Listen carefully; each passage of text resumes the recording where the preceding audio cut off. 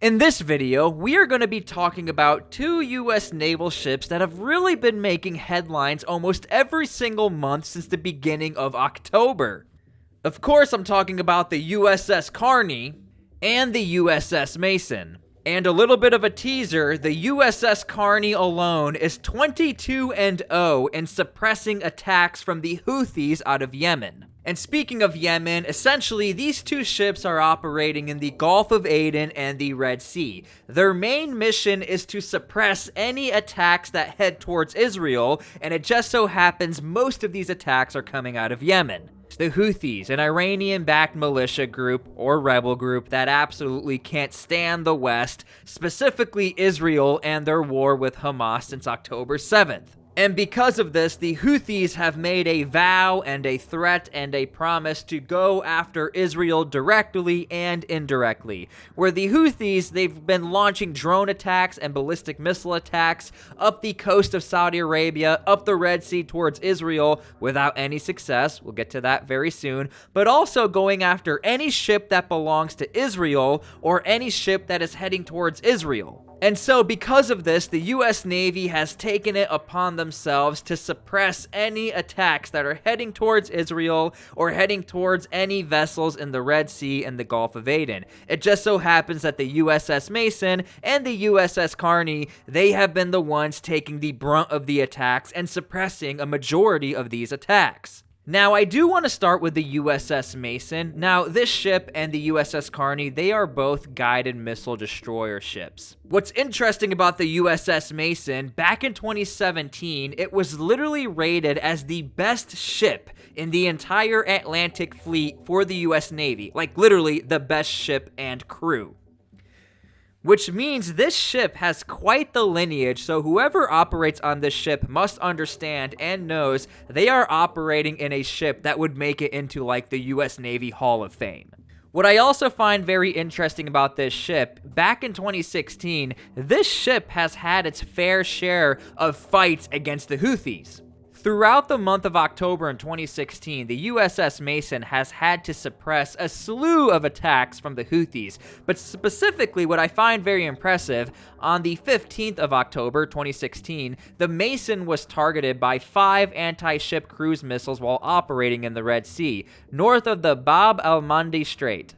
And of course, the Mason was able to suppress all of the cruise missiles heading its way. Again, 5 cruise missiles.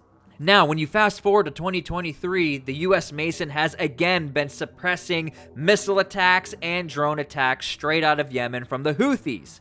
On the 26th of November of 2023, the Mason responded to a distress call from the tanker Central Park, which was seized by gunmen in the Gulf of Aden. 5 gunmen tried to escape on a fast boat, but were chased and eventually surrendered.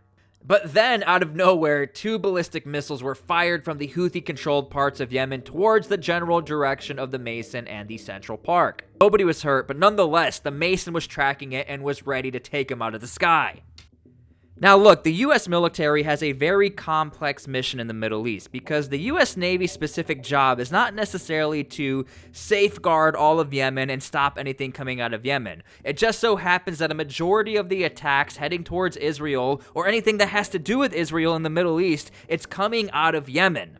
And again, I don't think the US Navy just so happened to put the Mason in this position. When you look at the entirety of the history of the Mason and how well they performed against the Houthis back in 2016, I think this ship was built for this job specifically, and the crew of this ship have to live up to the lineage on performing the task of defeating the Houthis at their own game, of trying to attack regular old civilian ships and trying to perform sneak attacks on Israel.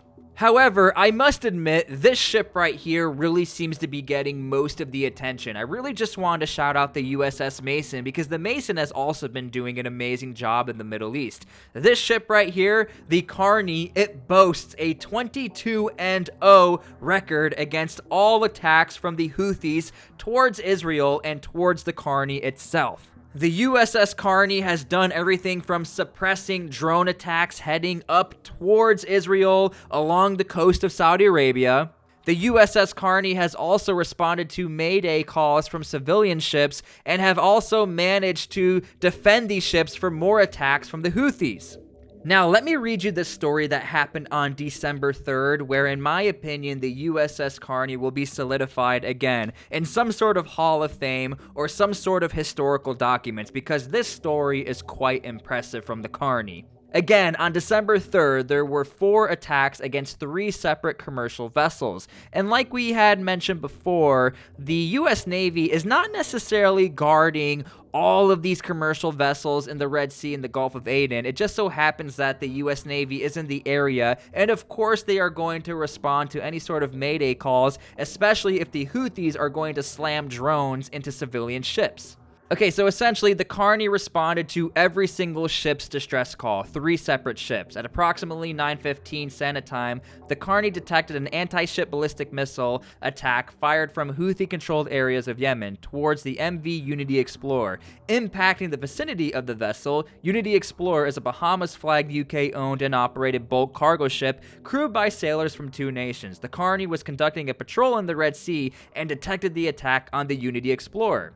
Now, going from 9 to 12, at approximately 12 p.m., and while international waters, Carney engaged and shot down a UAV drone launched from the Houthi-controlled areas in Yemen. The drone was headed towards the Carney. Although its specific target was not clear, we cannot assess this at the time, whether the Carney was a target or not. There was no damage to the U.S. vessel or injuries to personnel. Now, on a separate attack from 12 to 12:35, the Unity Explorer reported they were struck by a missile, which again is another civilian ship, fired from Houthi-controlled areas in Yemen. The Carney responds once again to the distress call. While assisting with the damage assessment, the Carney detected another inbound UAV destroying the drone with no damage or injuries on the Carney or the Unity Explorer. The Unity Explorer reports minor damage from the missile strike. Now, from 12:35 to 3:30, at approximately 3:30, the MV number 9 was struck by a missile fired from the Houthi-controlled areas in Yemen while operating in international shipping lanes in the Red Sea. The Panamanian-flagged Bermuda and UK-owned and operated bulk carrier reported damage but no casualties, which is a good thing. Going from 3:30 to 4:30, at approximately 4:30, the MV Sophie 2 sent a distress call stating they were struck by a missile, another attack.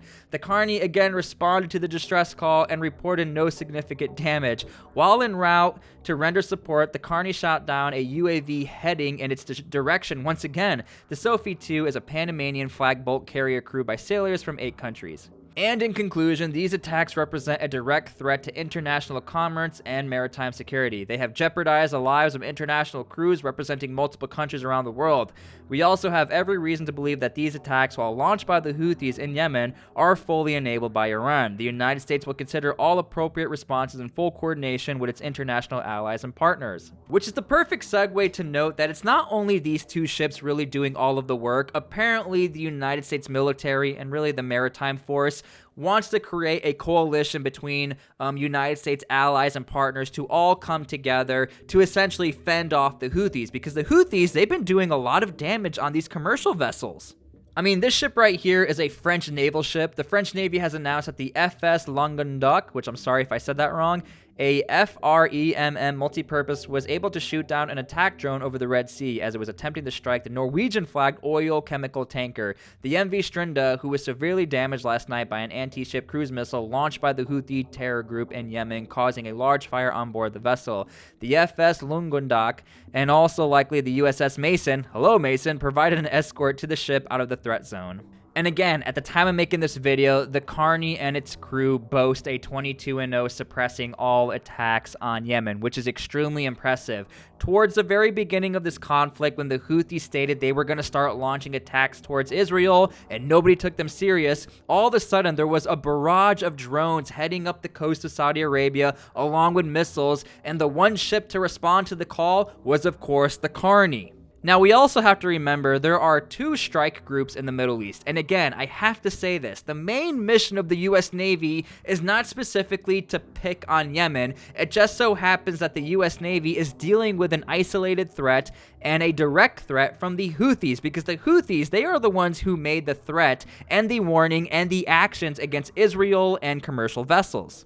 And the US Navy is not joking around or really messing around with the Houthis. At first, there was this tone that the Houthis really can't do anything about it. They're going to launch their drones, they're going to launch their missiles towards Israel, and of course the Navy will intercept all of these attacks. It wasn't until the Houthis were able to actually seize an entire ship, a cargo ship, where things got very serious. And this is why the US Navy has taken it upon themselves to actually suppress these attacks. It's rather cost effective, but it's also very critical and crucial to ensure that the Houthis do not disrupt any sort of maritime operations or really the world trade in the region of the Middle East. Now, I'm sure a lot of you have this question: why won't the US Navy just go ahead and strike the Houthis if they know where it's coming from? Well, the US Navy is not authorized, and that is not their mission. Their mission is not to be on the offensive, their mission is to be on the defensive. There are very many reasons for this, but the main reason is that the United States military in Saudi Arabia has had a lot of trouble in trying to maintain humanitarian efforts in Yemen. Everyone knows it, to include the United States, that the Houthis, they are a bad guy group. They are a T group. You can't say the word on YouTube. And because of this, the United States doesn't want to go after the Houthis because they know if they go after the Houthis, it's going to create an even bigger humanitarian disaster within Yemen.